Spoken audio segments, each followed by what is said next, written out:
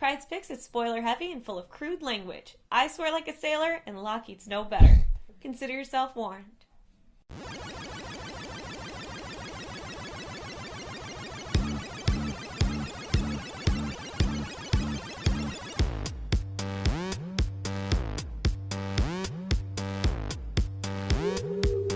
Hey everyone, it's May 1st, and I'm here with this week's Pryde's Picks.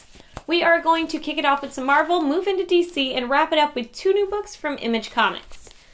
Let's start with Superior Spider-Man issue 9. Now, like the cover of this book, this is a piece of crap. At issue 9, they have decided that Doc Ock is now going to eradicate Ghost Peter Parker from his mind.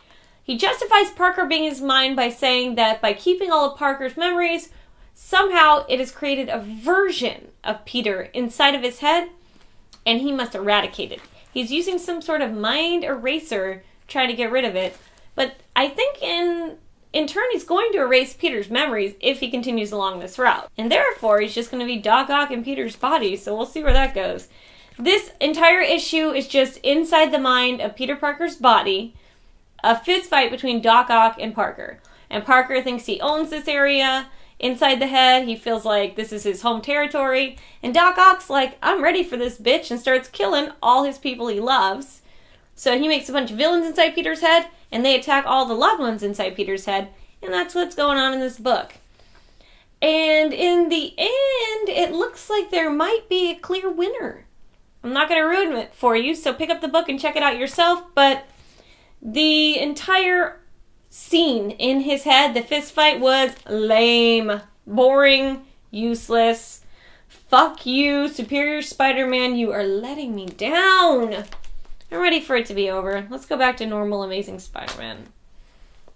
Moving on to Thanos Rising issue 2. Now, the first issue of Thanos Rising showed us a young and innocent Thanos. He was childlike and sweet, and you kind of loved him, and then he killed a little lizard, and you're like, well, he's still good. Thanos decides he's a little scientist, and now he's just going to dissect stuff to find out more about himself. He feels like he doesn't fit in. He's trying to figure out where he stands in the world, so he starts dissecting things. And like any other sociopath, he starts dissecting smaller things and moves into larger animals / pets, into even larger animals, and ends it with human beings. He's dissecting humans, alive, dead, whatever. He's also grabbing somebody in his personal life and decides that by dissecting this person, it might give him the key to who he is and why he's so weird. This book was the opposite of the first one. It took a very dark twist, and I am still holding on because I'm enjoying Thanos Rising. I want to know more about this guy and why he's so twisted. Pick it up, read it on the shelf, take it home with you. I enjoyed this book. Fast forward to All New X-Men issue 11. This book finally tells us what X-Men went with the Uncanny X-Men. Except for the fact that the Uncanny X-Men came out last week and they already told us who went with them, so the big reveal here wasn't really a big reveal. They kind of paced these out the wrong way. As we all know, Angel decided he didn't like the way his future turned out, so he decided to jump in and join the gang of the Uncanny X-Men. This book has Jean Grey flipping her shit, saying you can't go, and kind of abusing her powers once again. And everybody's stopping her. Then the Cuckoos teach her a lesson, and then Kitty and her have a heart-to-heart.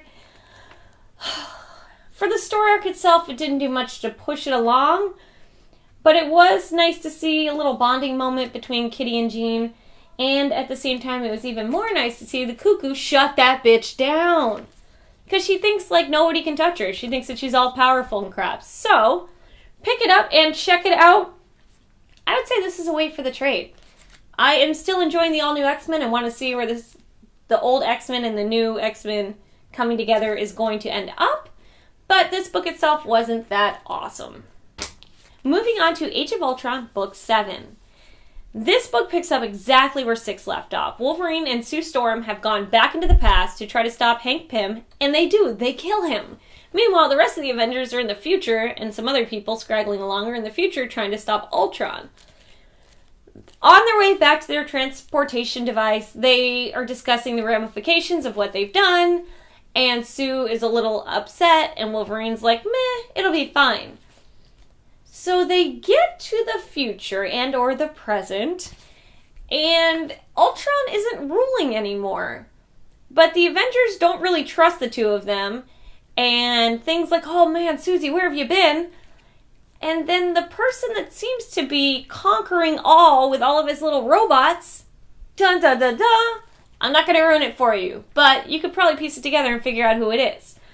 I like that in lieu of Hank Pym being there to create Ultron, somebody else has kind of gone the dark route and created his own minions and started his own revolution to take over the Earth. So it feels like in the absence of a villain will come. And I like that idea, and I'd like to see where this is going, and I'm not exactly sure what's going to happen. So I would pick this book up, definitely read it, and wait for next week, because I want to know what's going on. Age of Ultron Book 8, here I come. DC brings us Aquaman issue 19. Now, like the other 19s of DC's books, this is a WTF cover, and it says, "Behold the new king of Atlantis." And it's this frostful-looking dude. And his royal subjects, his faithful subjects. And that is Arthur and Mera. So it looks like King Arthur won't be king much longer, and Mera is kneeling before this guy too. They both look a little beaten and a little war-torn. But like most of the issue 19 books, the cover doesn't necessarily reflect what's going on inside this book. It seems like maybe that's something that's going to happen a little bit later in this series. But there's a lot going on. Orm has been apprehended. His brother Orm has been apprehended by the government, and he is on trial. Arthur is still trying to get together his kingdom and kind of piece things back together. Shit's in chaos. And Mera gets pulled down into the deep and ends up back where it looks like her ex-husband might be. He's a ginger, spoiler alert. What? You can't be married to a ginger and create, like, double ginger babies? No wonder it's the apocalypse. This book did nothing for me, but I do want to know what's going on, so I am going to pick up issue 20 and see what's up. But I would say pick it up on the shelf, check it out, and put it back down. Next, you should pick up Ame-Comi Girls issue 3. I know I reviewed a previous issue and said that this book was solely fappable material. Issue 3 isn't doing anything to make me feel any better, and with a writer... And with a writer like Jimmy Palmiotti, I feel like we deserve more. Now, this girl Jade is mountain climbing with her dad and friends when someone shows up and tries to attack her. Right when Jade's about to fall to her death, she's been chosen by the Green Lantern Corps to be a protector of the universe. And, get it? Jade and Green? Oh, so clever. So she's off doing that. She's suddenly like the perfect lantern. She knows how to use her power. She's not questioning anything. She's just like all-powerful, all-knowing, like she's been doing this forever. Meanwhile, there's an astronaut named Ferris on the moon, and she finds a crashed ship. There's a little alien on it, and it's like, what race are you? She says human. Boom. Next star, Sapphire. What? Cut to later, Jimmy Olsen, the player extraordinaire, is hitting on chicks like left, right, and center, and Star Sapphire Ferris is like, we used to date, and I want you back, and starts controlling him with her little, like, whatever vision she's got going on. Power Girl shows up. They fist fight over his love. The end. Jimmy Palmiotti, you're gonna have girls dress up in tight little costumes, and then instead of, like, I don't know, fighting big bad villains, let's have them fight each other over a boy. And not just a boy. Jimmy Olsen. Really? They can't do better than the tiny little photographer hometown boy from Metropolis? Are you kidding me? Ame-Comi Girls, once again, like a porno, just look at the pictures, fab to it, and don't read what Jimmy Palmiotti wrote, because I can't believe he has his name attached to this. DC. You know, I got a message saying that I should stop hating on DC Comics. Stop giving me this bullshit! Marvel's no better. There's more to read. Next, we move on to Image Comics. The first of their new books this week is 10 Grand. Think of it as a poor man's John Constantine. This guy will take 10 grand from people, and he will go out and deal with problems that have a demonic nature to them. This one girl sends him because her sister's gone missing. And then when he finds out the picture of the guy that has taken her or is involved, he's like, oh, I killed that guy years ago. I'll do this for free. So you have named the book 10 grand, and in the first book, he hasn't even taken his payment of 10 grand. What? Other than that, the book was somewhat enjoyable. The art is a little too sketchy, and the colors are very bright and overly done. So it was a little distracting.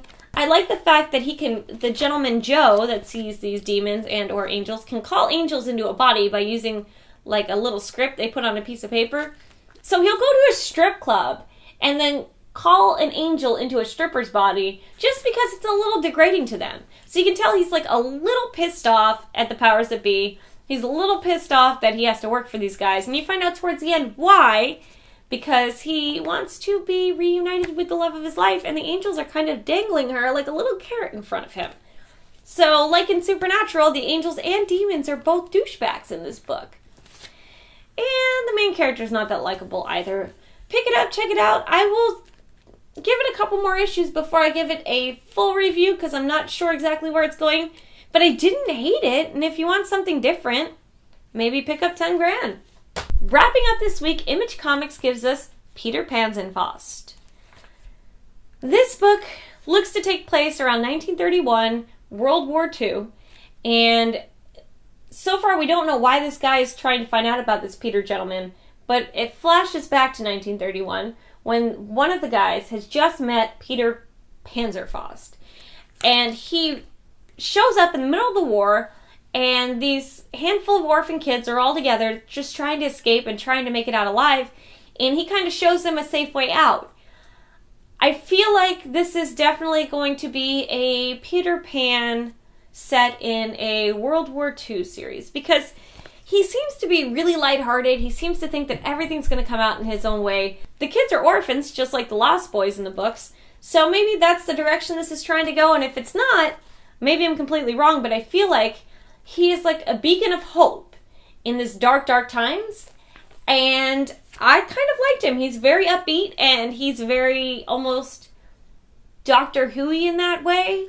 He's like, don't worry guys, I got this. Let's just jump 20 feet into the next building. We'll make it. We'll all survive. And somehow they do. And when they ask him how they're going to do it, he says magic. So maybe this is going to be a Peter Pan in World War II. And if so, I might actually like history a little. So pick up issue 1 and check it out because I sort of fell in love with Peter Panzerfaust.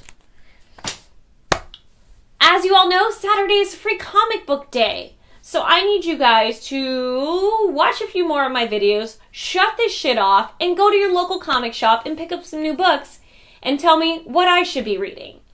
Leave your love, hate, and any other comment below, and of course I'll respond because I have no life. I will catch y'all next week.